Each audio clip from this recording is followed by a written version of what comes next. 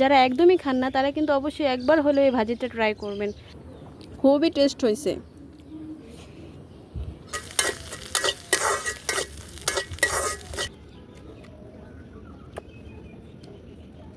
প্রচণ্ড বৃষ্টিপাতের কারণে হচ্ছে আমাদের একদম ধরন্ত কলা গাছটা একদম কলার থোড় সহ পড়ে গেছে। আর এই কলার থোড়টাকে আমি কি রেসিপি করব, সেই রেসিপিটা আজকে আপনাদের সাথে আমি শেয়ার করব। সো হ্যালো এভরিওয়ান, আসসালামু আলাইকুম। আশা করি ভালো আছেন। আলহামদুলিল্লাহ, আপনাদের দোয়া এবং আল্লাহর রহমতে আমিও অনেকটা ভালো আছি। যে বা যারা যেখান থেকে বসে আমার এই ভিডিওটি দেখছেন, দেশ এবং দেশের বাহির থেকে, সবাইকে জানাই অসংখ্য অসংখ্য ধন্যবাদ। আর আমার ভিডিওটা যদি একটু হলেও ভালো লাগে অবশ্যই লাইক দিয়ে ভিডিওটা দেখা শুরু করবেন, সাথে সাবস্ক্রাইব করে দিবেন। এটা ছিল বেশ কিছুদিন আগের ভিডিও, ব্যস্ততার কারণে আসলে দেওয়া হয় নাই। আসলে যে কোনো ফল গাছ বলেন, সবজি গাছ বলেন, মানে ধরন্ত কোনো গাছ যদি ভেঙে পড়ে বা কোনো কারণে হচ্ছে নষ্ট হয়ে যায়, আসলে অনেক খারাপ লাগে। তো আমাদের কাছেও খুব খারাপ লাগতেছে, যেহেতু এটা ধরন্ত কলা গাছ, অনেকগুলো কলা এখানে হয়েছে। তো মাশাল্লাহ এগুলো বড় হইতো, যাই হোক বৃষ্টির কারণে হচ্ছে পড়ে গেছে। এখন হচ্ছে আমি এটাকে বাসায় নিয়ে যাব। এই কলাগুলো তো আর খাওয়া যাবে না, তবে মোচাটা দিয়ে ভাজি রান্না করব। সেই ভাজিটাই কিন্তু আপনাদের সাথে আমি শেয়ার করব। তো আমরা কিন্তু বাসায় চলে আসছি। এটা ছিল আমাদের পুকুর পাড়ে কলা গাছের কলার মোচা বা থোড়, যেটাই বলেন না কেন, আমরা থোড় বলি বেশিরভাগ। তো থোড়টা নিয়ে আসছি এখন বাড়িতে। আরেকটা কথা, ছাতার বিষয়টা বলি, তো আমার ছাতাটা কিন্তু ভাঙা, আমার ছেলের ছাতা। ভালো ছাতাগুলো আসলে বাসা থেকে যখন ভাইয়ারা চলে গেছে সবাই একটা করে ছাতা নিয়ে চলে গেছে, ছেলেরাও স্কুলে গেছে ছাতা নিয়ে, তো বাসায় ভাঙা ছাতাটা নিয়েই আমি গেছিলাম। তো এখন কিন্তু আমি কলার থোড়টা কেটে নিয়েছি ওই অংশ থেকে। আর এখন খুব সুন্দর করে কিন্তু আমি এই যে কলার থোড়ের যে খোসা, সেই খোসা ছাড়িয়ে ভিতরের এই যে থোড়গুলো কিন্তু সব বেছে নিয়ে নেব। তো একটা একটা করে আমি সব বেছে নেব।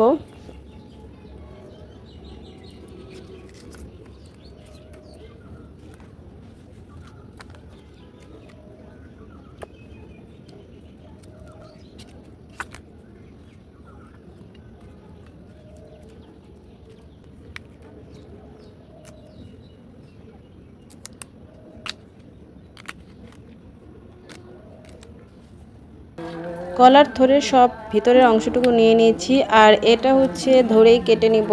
এটা অনেকে কিন্তু চাবিয়ে খেতেও ভালোবাসে, তবে আমি খেতে পারি না আসলে। আর এখন দেখেন এগুলোকে আমি খুব সুন্দর করে একটা একটা করে বেছে নেব। তো ফুলের সাথে নিচের যে শক্ত অংশটা থাকে ওইটার সাথে একসাথে টান দিলেই কিন্তু খুব ভালোভাবে ছুটে যায়।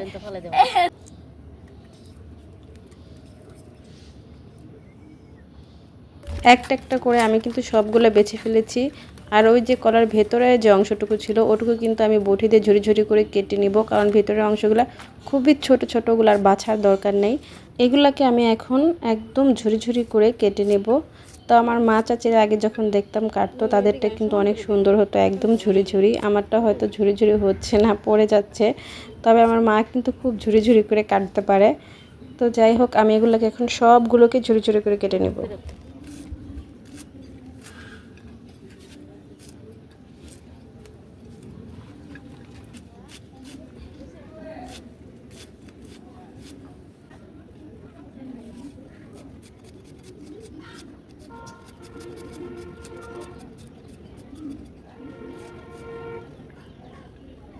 আমার কিন্তু সবগুলোই কাটা শেষ। তো দেখেন আমি একদম ঝুরি ঝুরি করে কেটে নিয়েছি। এখন এগুলাকে আমি খুব সুন্দর করে পরিষ্কার করে জালির সাহায্যে ধুয়ে নেব, যাতে এগুলো পড়ে না যায়। জালিতে ধুলে আসলে পড়বে না, আর না হলে কিন্তু অনেকগুলো ফেলা যাবে। এই কারণে হচ্ছে আমি জালিতে নিয়ে নেব।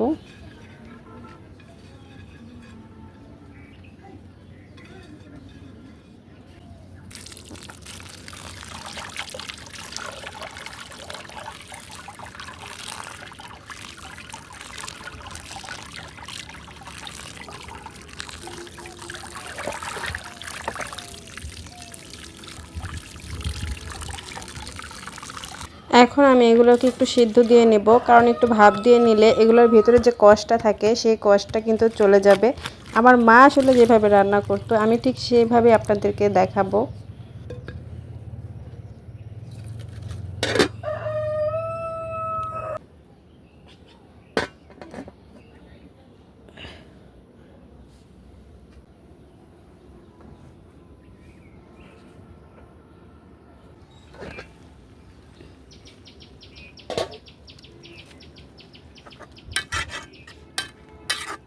থোরটা কিন্তু সিদ্ধ হয়ে গেছে। আমি এখন জালিতে ঢেলে দিব।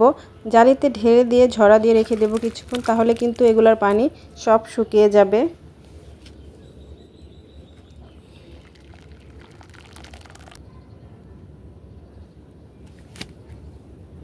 দেখেন সিদ্ধ পানি থেকে কি পরিমাণ কষ্ট বের হয়েছে।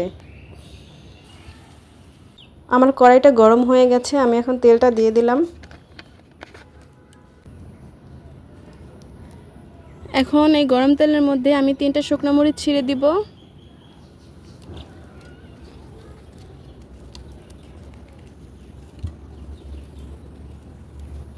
যে বাতাসে জালে জ্বলতেছে না।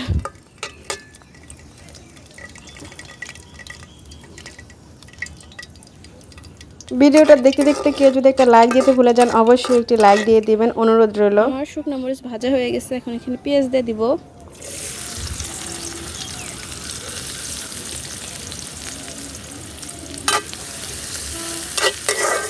আমার পেঁয়াজগুলো প্রায় লাল হয়ে আসছে। এখন আমি এই যে একটা ডিম এখানে দিয়ে দিব ভাজা পেঁয়াজের ভিতরেই।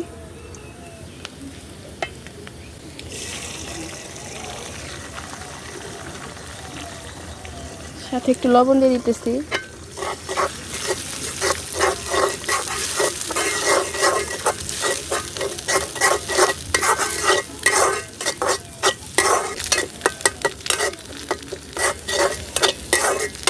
এখানে দিয়ে দিব এখন লবণ, একটু হলুদ গুঁড়ো, মরিচ গুঁড়ো,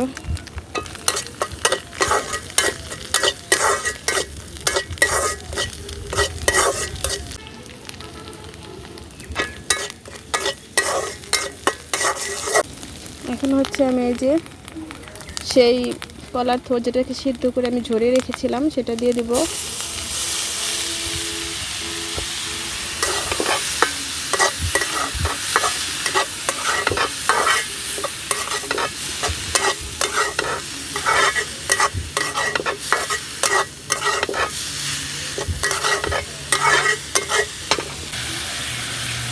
এখন আমি কাঁচামরিচ দিয়ে দিব।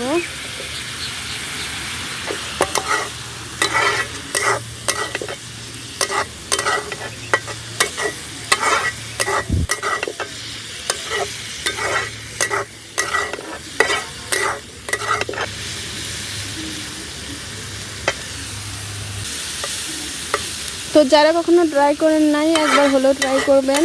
সব সময় কিন্তু আমরা কলার থোড়ের ভর্তাই খাই আমার শ্বশুর বাড়িতে, কিন্তু আমার বাবার বাড়িতে কলার থোড়টা ভাজি করেও খায়।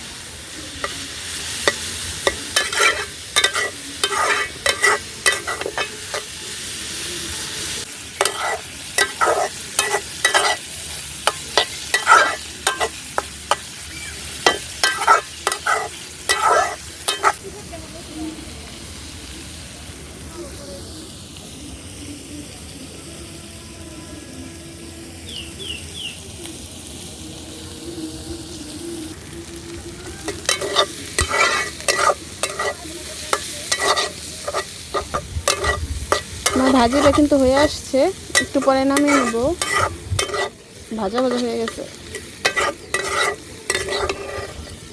দেখেন মাশাআল্লাহ কালারটা কত সুন্দর আসছে। আমার রান্না কিন্তু এখন প্রায় শেষ হয়ে গেছে। আমি এখন ভাজিটা নামিয়ে নেব, একদম ভাজা ভাজা করে নিছি। এখন কিন্তু আমি নামিয়ে নেব।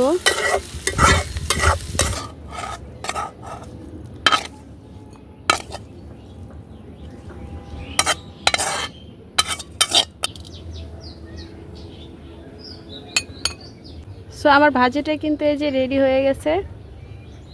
মাশাআল্লাহ কালারটা কিন্তু খুবই সুন্দর হয়েছে। আপনারা কিন্তু অবশ্যই ট্রাই করবেন, যারা এখনও ভাজিটা ট্রাই করেন নাই। বেশিরভাগ মানুষই হয়তো ভর্তাটা খান, আর যারা একদমই খান না তারা কিন্তু অবশ্যই একবার হলেও এই ভাজিটা ট্রাই করবেন। খুবই মজাদার এবং সুস্বাদু।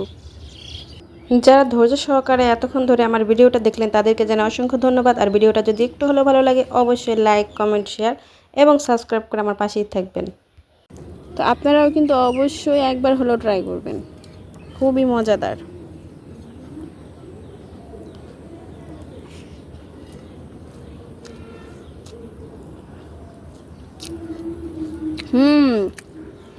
সত্যি খুবই মজা। আজকে এ পর্যন্তই, ভালো থাকবেন সবাই, খোদা হাফেজ। খুবই টেস্ট হয়েছে।